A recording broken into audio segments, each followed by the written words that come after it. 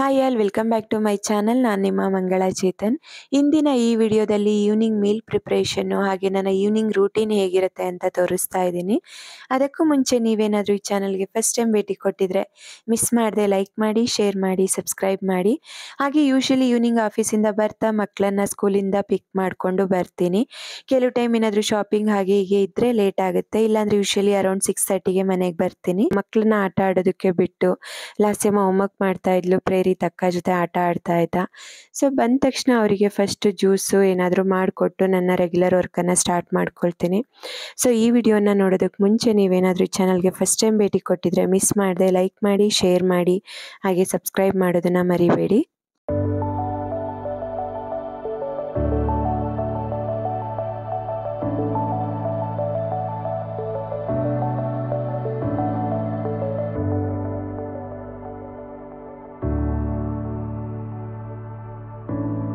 Usually evening ಸ್ನ್ಯಾಕ್ಗೆ ಕೂಡ ಅವ್ರಿಗೆ ಏನಾದರೂ ಒಂದು ಫ್ರೂಟ್ ಕೊಟ್ಟಿರ್ತೀನಿ. ಹಾಗೆ ಈವ್ನಿಂಗ್ ಬಂದಮೇಲೆ ಕೂಡ ಒಂದು ಫ್ರೆಶ್ ಜ್ಯೂಸನ್ನು ಅವ್ರಿಗೆ ರೆಗ್ಯುಲರಾಗಿ ಮಾಡಿಕೊಡ್ತೀನಿ. ಸೊ ಇವತ್ತು ನಾನು ಅವರಿಗೆ ಆರೆಂಜ್ ಜ್ಯೂಸನ್ನು ಮಾಡ್ತಾ ಇದ್ದೀನಿ. ಸೊ ನಾನಿಲ್ಲಿ 3 ಆರೆಂಜು, ಸೀಡ್ಲೆಸ್ ಆರೆಂಜ್ ಆಯಿತಾ ಇದು. ಅದಕ್ಕೆ 3 ಆರೆಂಜು ಹಾಗೆ 2 ಸ್ಪೂನಷ್ಟು ಸಕ್ಕರೆ, ಸ್ವಲ್ಪ ಉಪ್ಪು ಹಾಗೆ ನೀರನ್ನು ಹಾಕ್ಕೊಂಡು ಬ್ಲೆಂಡ್ ಮಾಡಿ ಸೋಸಿ ಜ್ಯೂಸನ್ನು ಮಾಡಿ ಕೊಡ್ತೇನೆ. ಸೊ ಮಕ್ಕಳಿಗೆ ಆರಾಮ್ಸೆ ಜ್ಯೂಸ್ ಕುಡಿದು ಆಟ ಆಡ್ಕೊಂಡಿರ್ತಾರೆ, ಆವಾಗ ನಾವು ಕುಕ್ ಮಾಡ್ಕೋಬೋದು. ಸೊ ಪ್ರತಿದಿನ ಜ್ಯೂಸು ಯಾವುದಾದ್ರೂ ಒಂದು ಫ್ರೂಟ್ ಜ್ಯೂಸನ್ನು ಮಿಸ್ ಮಾಡದೆ ಕೊಡಿ. ಸೊ ಅವರಿಗೂ ಎನರ್ಜಿ ಇರುತ್ತೆ. ಸೊ ಔಟ್ಸೈಡ್ ಜ್ಯೂಸ್ಗಳಿಗೆ ಅಡಿಕ್ಟ್ ಆಗೋದಿಲ್ಲ. ಸೊ ನಾನು ಕೆಲವು ಟೈಮ್ ಮ್ಯಾಂಗೋ, ಕೆಲವು ಟೈಮ್ ಅವಕ್ಯಾಡೋ, ಕೆಲವು ಟೈಮು ಆರೆಂಜು, ಈ ರೀತಿ ಯಾವುದಾದ್ರೂ ಒಂದು ಜ್ಯೂಸನ್ನು ಮಾಡಿ ಕೊಡ್ತಾ ಇರ್ತೀನಿ ಮಕ್ಕಳಿಗೆ.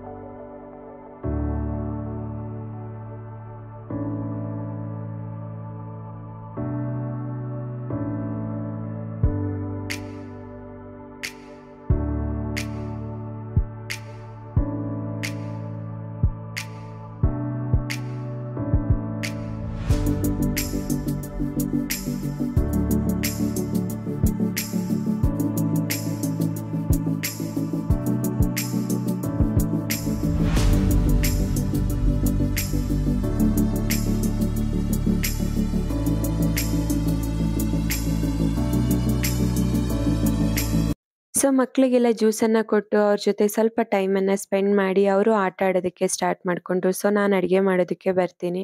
ಯೂಶಲಿ ಸ್ಕ್ರೀನ್ ಟೈಮ್ ಏನೂ ಕೊಡೋದಿಲ್ಲ. ಅವರು ಮಕ್ಕಳಿಗೆ ಆಟ ಸಾಮಾನು ಕೊಟ್ಬಿಟ್ರೆ ಅವ್ರು ಆಡ್ತಾ ಇರ್ತಾರೆ. ಸೊ ಆಗ ನಾನು ಸ್ವಲ್ಪ ಚಪಾತಿ, ಪಲ್ಯ ಮತ್ತು ರೈಸ್, ಸಾಂಬಾರು ಎಲ್ಲವನ್ನೂ ಮಾಡ್ಕೋಬೇಕಲ್ವ. ಏಕೆಂದರೆ like husband diet conscious. So ಅವರಿಗೂ ರೈಸ್ ಎಲ್ಲ ತಿನ್ನೋದಿಲ್ಲ ಅವರು. ಸೊ ಹಾಗಾಗಿ ಅವರಿಗೆ ಚಪಾತಿ, ಪಲ್ಯ ಈ ರೀತಿ ಮಾಡ್ಕೋಬೇಕು. ಹಾಗಾಗಿ ಬೀಟ್ರೋಟನ್ನು ತುರ್ಕೊಳ್ತಾ ಇದ್ದೆ. ನೋಡಿ, ಈ ರೀತಿ ಬೀಟ್ರೋಟ್ ಗ್ರೇಟರನ್ನು ತೊಗೊಂಡ್ರೆ ನಿಮಗೆ ಔಟ್ಸೈಡ್ ಸ್ಪ್ರೆಡ್ ಆಗಲ್ಲ ಮತ್ತು ಇದ್ರಲ್ಲಿ ಸ್ಟ್ರೈನರ್ ಕೂಡ ಇರುತ್ತೆ. ಈವನ್ ನೀವು ಇದನ್ನು ಸ್ಲೈಸ್ ಮಾಡ್ಬೋದು, ತೆಂಗಿನಕಾಯಿ ಮತ್ತು ತುರ್ಕೋಬೋದು, ಇವೆಲ್ಲವನ್ನು ಮಾಡ್ಕೋಬೋದು. ತುಂಬ ಚೆನ್ನಾಗಿದೆ. ಇನ್ ಕೇಸ್ ನೀವೇನಾದರೂ ಬೈ ಮಾಡಬೇಕು ಅಂದರೆ ಲಿಂಕನ್ನು ನಾನು ಡಿಸ್ಕ್ರಿಪ್ಷನ್ ಬಾಕ್ಸಲ್ಲಿ ಕೊಟ್ಟಿರ್ತೀನಿ, ಪರ್ಚೇಸ್ ಮಾಡ್ಬೋದು. ತುಂಬ ಒಳ್ಳೆ ಕ್ವಾಲಿಟಿ ಪ್ಲೇಟ್ ಅಂತ ಹೇಳ್ಬೋದು. ಈವನ್ ರೈಸ್ ಎಲ್ಲ ವಾಶ್ ಮಾಡೋದಕ್ಕೂ ಕೂಡ ಚೆನ್ನಾಗಿರುತ್ತೆ. ಸೊ ಈ ರೀತಿ ಬೀಟ್ರೂಟನ್ನು ತುರ್ಕೊಂಡು ಸೊ ಇಬ್ರಿಗಾಗುವಷ್ಟು ಪಲ್ಯಕ್ಕೆ ಮಾತ್ರ ಬೇಯಿಸೋದಕ್ಕೆ ತಕ್ಕೊಂಡೆ. ಮತ್ತೆ ಮಿಕ್ಕಿದ್ದನ್ನು ಒಂದು ಬಾಕ್ಸ್ಗೆ ಹಾಕ್ಬಿಟ್ಟು ಎತ್ತಿಡ್ತೀನಿ. ಸೊ ನೆಕ್ಸ್ಟ್ ಡೇ ಮಾರ್ನಿಂಗು ಏನಾದರೂ ಬೀಟ್ರೂಟ್ ಜ್ಯೂಸು ಅಥವಾ ಪಲ್ಯ ಏನಕ್ಕಾದರೂ ಆಗುತ್ತೆ. ಸೊ ಈ ರೀತಿ ತೆಗೆದು ಏರ್ಟೈಟ್ ಕಂಟೈನರಲ್ಲಿ ಹಾಕಿ ಫ್ರಿಡ್ಜಲ್ಲಿ ಇಟ್ಕೊಳ್ತೀನಿ. ಇನ್ನು ಈಗ ಈ ರೀತಿ all in one stainless steel ಕಂಟೈನರಲ್ಲಿ ನಾನು ಎಲ್ಲವನ್ನೂ ಮಾಡ್ಕೊಳ್ತೀನಿ ಸ್ಟಾಕ್ ಕುಕ್ಕಿಂಗು. ಸೊ ಫಸ್ಟ್ ನಾನು ಆಲೂಗಡ್ಡೆ ಹಾಗೆ ನೆನೆಸಿಟ್ಟಂತಹ ತೊಗರಿಬೇಳೆ, ಟೊಮೆಟೊ ಮತ್ತು ನುಗ್ಗೆಕಾಯಿಯನ್ನು ಹಾಕ್ಕೊಂಡು ಬೇಯೋದಕ್ಕೆ ಇಟ್ಕೊಳ್ತಾ ಇದ್ದೀನಿ. ಸೊ ಎಲ್ಲ ವೆಜಿಟೇಬಲ್ಸ್ ನೀವು ಬೇರೆ ಏನಾದರೂ ಬೀನ್ಸು, ಕ್ಯಾರೆಟ್ ಎಲ್ಲವನ್ನು ಕೂಡ ಹಾಕ್ಕೋಬೋದು. ಹಾಗೆ ಇದಕ್ಕೆ ನೀರು ಮತ್ತು ಸ್ವಲ್ಪ ಉಪ್ಪನ್ನು ಹಾಕ್ಕೊಂಡು ಸ್ಟೀಮರ್ ಪ್ಲೇಟನ್ನು ಇಟ್ಕೊಂಡು ಮೇಲೆ ಅನ್ನಕ್ಕೆ ಮತ್ತು ಮೊಟ್ಟೆ ಇವೆಲ್ಲವನ್ನು ಕೂಡ ಇಟ್ಕೋಬೋದು. ನಾನಿಲ್ಲಿ ಬಾರ್ಲಿ ಅಕ್ಕಿಯನ್ನು ಬೆಳಿಗ್ಗೆ ನೆನೆಸಿದ್ದೆ. ಸೊ ಸಂಜೆ ಅನ್ನ ಮಾಡೋದಕ್ಕೆ ಇಡ್ತಾ ಇದ್ದೀನಿ. ಸೊ 1 ಕಪ್ ಬಾರ್ಲಿ ಅಕ್ಕಿಗೆ 3 ಕಪ್ ನೀರನ್ನು ಹಾಕಿ ಸ್ವಲ್ಪ ಉಪ್ಪು, 2 ಹನಿ ಎಣ್ಣೆಯನ್ನು ಹಾಕ್ಕೋಬೇಕು. ಆವಾಗ ಅನ್ನ ಅಂಟ್ಕೊಳ್ಳೋದಿಲ್ಲ ಮತ್ತು ಟೇಸ್ಟ್ ಚೆನ್ನಾಗಿರುತ್ತೆ. ಸೊ ಇಲ್ಲಿ ಬಾರ್ಲಿ ಅನ್ನವನ್ನು ಇಟ್ಟಿದ್ದೀನಿ. ಹಾಗೆ ಮೊಟ್ಟೆ ಕೂಡ ಬೇಯೋದಕ್ಕೆ ಇಡ್ತಿದ್ದೀನಿ. ಮೊಟ್ಟೆನ ಈ ರೀತಿ ಸ್ಟೀಮರ್ ಪ್ಲೇಟ್ಗೆ ಇಡೋದಕ್ಕೆ ಮುಂಚೆ ಒಂದ್ಸರಿ ಚೆನ್ನಾಗಿ ವಾಶ್ ಮಾಡಿ ಇಟ್ಕೋಬೇಕು. ಸೊ ಮೊಟ್ಟೆಯನ್ನು ಕೂಡ ಇಟ್ಟು ಹಾಗೆ ಗೆಣಸನ್ನು ಕೂಡ ಬೇಯೋದಕ್ಕೆ ಇಟ್ಬಿಟ್ಟು ಲಿಡ್ಡನ್ನು ಕ್ಲೋಸ್ ಮಾಡಿ ಬೇಯೋದಕ್ಕೆ ಇಡ್ತೀನಿ. ಇದನ್ನು ಸುಮಾರು ಒಂದು 30 ನಿಮಿಷ ಬೇಯೋದಕ್ಕೆ ಇಡಬೇಕು. ಹಾಗೆ ಟೈಮ್ ಇತ್ತಲ್ಲ ಸ್ವಲ್ಪ ಬೀನ್ಸನ್ನೆಲ್ಲ ಕಟ್ ಮಾಡಿ ಪ್ರಿಪ್ ಮಾಡಿಕೊಂಡ್ರೆ ನೆಕ್ಸ್ಟ್ ಡೇ ಮಾರ್ನಿಂಗ್ಗೆ ಬೀನ್ಸ್ ಪಲ್ಯ ಮಾಡ್ಬೋದು ಅಂದ್ಬಿಟ್ಟು ಸೊ ಈ ರೀತಿ ಎರಡು ತುದಿಯಲ್ಲಿರೋ ಅಂಥ ನಾರನ್ನು ತೆಗೆದುಬಿಟ್ಟು ವಾಶ್ ಮಾಡಿ ನೋಡಿ ಸೇಮ್ ಕಂಟೈನರ್ ಯೂಸ್ ಮಾಡ್ತಿದ್ದೀನಿ. ಈ ರೀತಿ ಸ್ಟ್ರೈನ್ ಮಾಡಿ ಇದನ್ನು ಒಣಗಿಸಿ ಕಟ್ ಮಾಡ್ಕೊಳ್ತಾ ಇದ್ದೀನಿ. ಒಮ್ಮೆ ಈ ರೀತಿ ಡ್ರೈ ಮಾಡಿಬಿಟ್ಟು ಕಟ್ ಮಾಡಿ ಇಟ್ಕೊಂಡ್ರೆ ನೆಕ್ಸ್ಟ್ ಡೇಗೆ ನಿಮಗೆ ಸಲಾಡ್ ಅಥವಾ ಪಲ್ಯ ಯಾವುದಕ್ಕೆ ಆದರೂ ಈಸಿ ಆಗುತ್ತೆ. ಮಾರ್ನಿಂಗ್ ನಿಮಗೆ ಕಷ್ಟ ಅನಿಸಲ್ಲ. ಯೂಶಲಿ ಮಾರ್ನಿಂಗ್ ವ್ಲಾಗ್ಸನ್ನು ಮಾಡೋದಕ್ಕೆ ನಾನು ತುಂಬ ಬ್ಯುಸಿ ಇರ್ತೀನಿ, ಹಾಗಾಗಿ ಆಗಿರಲ್ಲ. ಸೊ ಈ ರೀತಿ ಪ್ರಿಪ್ ಮಾಡಿಕೊಂಡು ಇಟ್ಕೊಂಡ್ಬಿಡ್ತೀನಿ. ನೋಡಿ ಇದು ತುಂಡು ಅಮ್ಮ ಕೊಟ್ಟಿದ್ದು ನನಗೆ. ಇದು ತುಂಬ ಈಸಿಯಾಗಿರುತ್ತೆ ವೆಜಿಟೇಬಲ್ ಎಲ್ಲ ಕಟ್ ಮಾಡೋದಕ್ಕೆ, ಹಾಗಾಗಿ ನಾನು ಇದನ್ನು ಯೂಸ್ ಮಾಡ್ಕೊಳ್ತೀನಿ. ಸೊ ಈ ರೀತಿ ಸಣ್ಣದಾಗಿ ಎಲ್ಲ ಪಲ್ಯಕ್ಕೆ ಕಟ್ ಮಾಡಿ ಒಂದು ಸೈಡ್ಗೆ ಇಟ್ಕೊಂಡು ಮತ್ತು ಸಲಾಡ್ಗೂ ಏನಾದರೂ ಬೇಕಿದ್ರೆ ಅದಕ್ಕೂ ಕೂಡ ದಪ್ಪದಾಗಿ ಕಟ್ ಮಾಡಿ ಇಟ್ಕೊಳ್ತೀನಿ.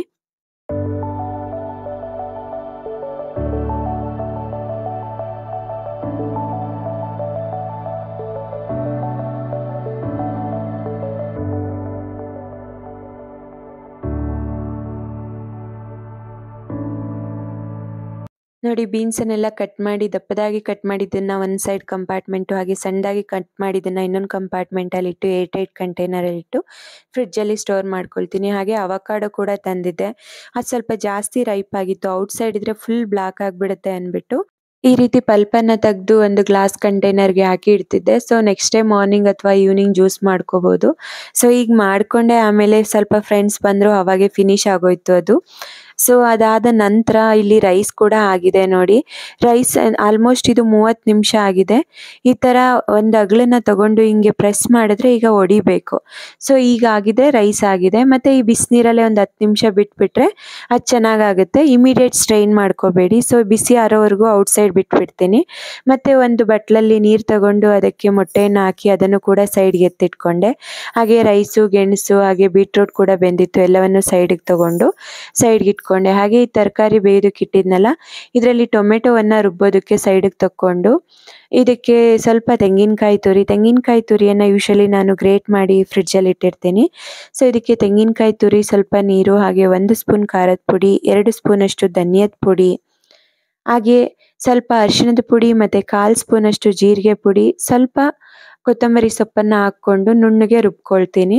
ಸೊ ಈಗ ನೋಡಿ ರುಬ್ಬಿರೋದು ಕೂಡ ಆಗಿದೆ. ಇದನ್ನು ಸಾಂಬಾರಿಗೆ ಮಿಕ್ಸ್ ಮಾಡಿದ್ರೆ ಆಯಿತು. ಜಾಸ್ತಿ ಆಯಿಲ್ ಏನು ಕನ್ಸ್ಯೂಮ್ ಮಾಡಲ್ಲ, ಏನಿಲ್ಲ, ಇನ್ಸ್ಟೆಂಟಾಗಿ ಕುಕ್ಕಿಂಗ್ ಮಾಡ್ಕೋಬೋದು. ಹಾಗೆ ಇದಕ್ಕೆ ಸ್ವಲ್ಪ ನೀರನ್ನು ಹಾಕ್ಕೊಂಡು ಮಿಕ್ಸರ್ ಜಾರ್ನ ರಿನ್ಸ್ ಮಾಡಿ ನಿಮಗೆ ಕನ್ಸಿಸ್ಟೆನ್ಸಿ ಎಷ್ಟು ಬೇಕೋ ಅಷ್ಟು ಅಡ್ಜಸ್ಟ್ ಮಾಡ್ಕೊಳ್ಳಿ. ಹಾಗೆ ಒಂದು ಎಣ್ಣೆ, ಸಾಸಿವೆ, ಜೀರಿಗೆ, ಬೆಳ್ಳುಳ್ಳಿ, ಒಣಮೆಣಸಿನ್ಕಾಯಿ, ಹಾಗೆ ಕರಿಬೇವಿನ ಸೊಪ್ಪನ್ನು ಹಾಕ್ಕೊಂಡು ಒಂದು ಒಗ್ಗರಣೆಯನ್ನು ಕೊಟ್ಕೊಂಡ್ರೆ ಸಾಂಬಾರು ಕಂಪ್ಲೀಟ್ ರೆಡಿ ಆಗಿರುತ್ತೆ.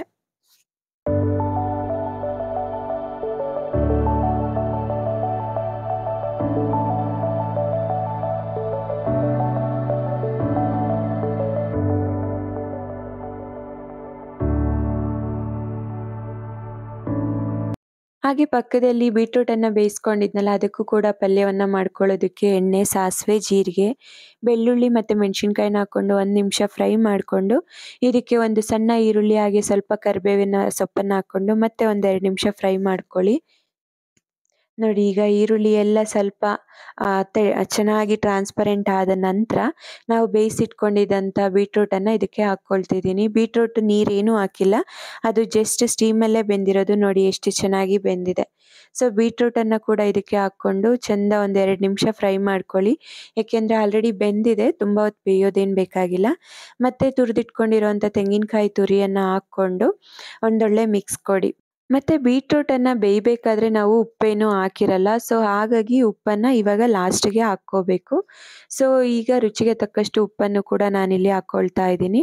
ಹಾಗೆ ಇನ್ ಕೇಸ್ ಬೇಕಿದ್ದರೆ ನೀವು ಕೊತ್ತಂಬರಿ ಸೊಪ್ಪನ್ನು ಕೂಡ ಹಾಕ್ಕೋಬೋದು. ಯೂಶಲಿ ನಾನು ಕೊತ್ತಂಬರಿ ಸೊಪ್ಪನ್ನು ರೇರ್ಲಿ ಯೂಸ್ ಮಾಡ್ತೀನಿ. ಸೊ ಬೀಟ್ರೂಟ್ ಪಲ್ಯ ಕೂಡ ರೆಡಿಯಾಗಿದೆ. ಸೊ ಇದಕ್ಕೆ ಇನ್ನು ಚಪಾತಿ ಒಂದು ಮಾಡಿಬಿಟ್ರೆ ಕಂಪ್ಲೀಟ್ ಮೀಲ್ಸ್ ರೆಡಿ ಆಗಿರುತ್ತೆ.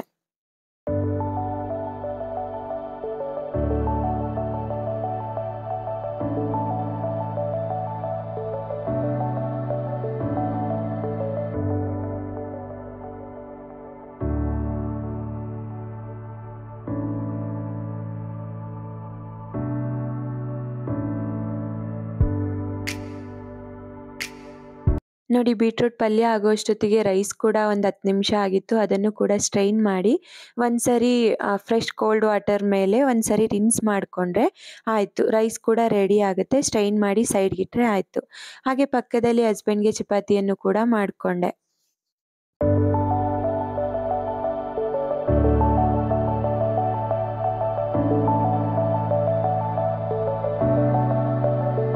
ಸೊ ನೋಡಿದ್ರಲ್ಲ ವೀಕ್ಷಕರೇ, ಬೀಟ್ರೂಟ್ ಪಲ್ಯ, ಹಾಗೆ ಚಪಾತಿ, ನುಗ್ಗೆಕಾಯಿ ಸಾಂಬಾರು, ಹಾಗೆ ಬಾರ್ಲಿ ರೈಸು, ಮೊಟ್ಟೆ ಮತ್ತು ಗೆಣಸು ಎಲ್ಲವೂ ರೆಡಿಯಾಗಿದೆ. ಹಾಗೆ ಈ ಬಾರ್ಲಿ ನೀರನ್ನು ನೀವು ಸೋಸ್ಕೊಳ್ತೀರಲ್ಲ, ಆ ನೀರನ್ನು ಕೂಡ ನೀವು ಸ್ವಲ್ಪ ಉಪ್ಪನ್ನು ಹಾಕ್ಕೊಂಡು ಕುಡಿಬೋದು. ತುಂಬ ಒಳ್ಳೆಯದು ಆರೋಗ್ಯಕ್ಕೆ, ಬೆನ್ನೋವು ಇದಕ್ಕೆಲ್ಲ ತುಂಬ ಒಳ್ಳೆಯದು. ಸೊ ಇದಾಗಿತ್ತು ಇಂದಿನ ವಿಡಿಯೋ. ನಿಮ್ಗೆ ಇಂದಿನ ಈ ವಿಡಿಯೋ ಇಷ್ಟ ಆಗಿದ್ರೆ ದಯವಿಟ್ಟು ಲೈಕ್ ಮಾಡಿ, ಶೇರ್ ಮಾಡಿ, ಸಬ್ಸ್ಕ್ರೈಬ್ ಮಾಡಿ. ಹಾಗೆ ಹೆಚ್ಚಿನ ಅಪ್ಡೇಟ್ಸ್ಗಳಿಗಾಗಿ ಪಕ್ಕದಲ್ಲೇ ಇರುವಂಥ ಬೆಲ್ ಐಕಾನ್ನ ಒತ್ತಿ. ಹಾಗೆ ಈ ವಿಡಿಯೋವನ್ನು ನೋಡಿದ್ದಕ್ಕಾಗಿ ನಿಮ್ಮೆಲ್ಲರಿಗೂ ಧನ್ಯವಾದ. Thank you so much friends.